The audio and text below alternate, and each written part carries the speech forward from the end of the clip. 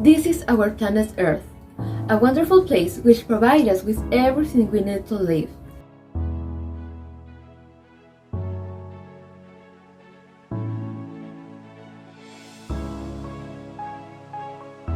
Have you ever wondered what is the origin of our planet and the universe? How did the human being come about? What were the first ideas of the universe? Why does the Earth revolve around the Sun? How is it possible that we turn around the Sun without getting so close as to burn ourselves and without moving so far away as to die of cold? I invite you to a journey through time and space in which together we discover the answers to these questions. Do you dare to travel with me? It all starts about 30.8 billion years ago, the age of our universe, which contains about 100 billion galaxies, and each of them has hundreds of thousands of stars. In one of those galaxies, which we call the Milky Way, there is a large star that we call the Sun. Around it revolve 8 planets and other celestial bodies, forming a large family called the Solar System. In one of those planets, where we are living, we call it Earth. It has an approximate age of 4,500 million years. Little by little, it has evolved to generate increasingly complex organisms, until life emerged and with it, the human being.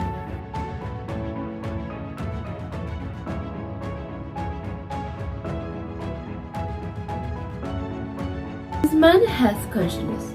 He was always curious. He wondered about what was around him. He tried to know what was happening in the blue sky that was above his head. Through observation, he learned to predict by looking at the behavior of the stars, because they needed to know what was going to happen to provide to themselves with food and avoid in turn being eaten by other predators. They were as dependent on sunlight in the day as they were on the brightness of the moon and the stars in the darkness of night. For the first civilization, natural phenomena such as the rain, lightning, thunder, everything was an enigma for them. Finding no answer, they created myths and legends of the creation of the universe, attributed supernatural powers to the gods to explain such phenomena. Visiting different civilizations, going back in time, we come across the civilization of Egypt, of the Old Kingdom, with Atum, the sunset sun, one of the forms of Ra, as the father of the universe through its bodily, fluids, saliva, and semen, from which arose the earth Shu, and the humidity of Nu, who begot the earth, Jeb, and the stars Nut. Marriage, deceptions, and confrontations between the various gods, similar to those of the daily life of the Egyptians, show us the capacity of abstraction of these peoples by creating a parallel world in which contemporarily they inhabited a whole hierarchical system of gods dominated by the same passions as men. Going through the first civilization of China, the first mention of the legend of Panku appears in Xu Shen's book, in the Three Kingdoms period. This tells us the origin of the world as the result of a great explosion, similar to that of fireworks, a vision so ingrained in China popular culture that is favored that believed that a huge giant that dwelt in chaos first woke up bored of his sleep, and seeing that around him only darkness reigned, he took the universe with his hands and checking it caused an explosion so tremendous that it created 1,000 stars and planets.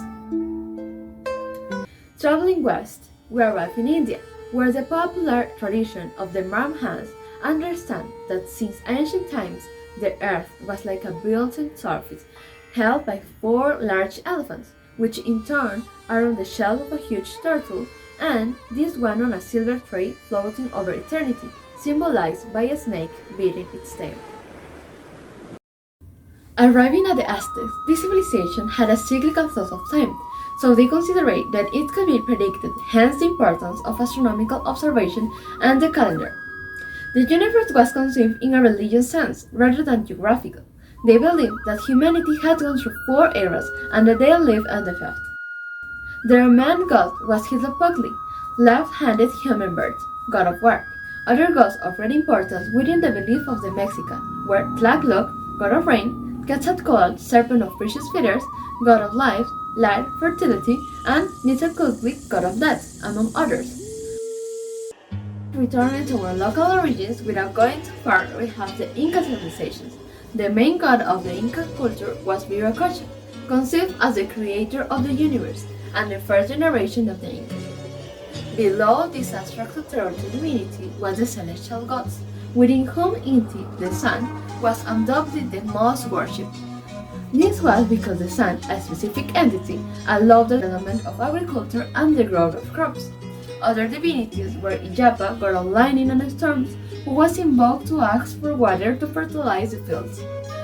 Pachacamac, a species of oracle, especially venerated on the central coast of Peru in a famous sanctuary located near Lima.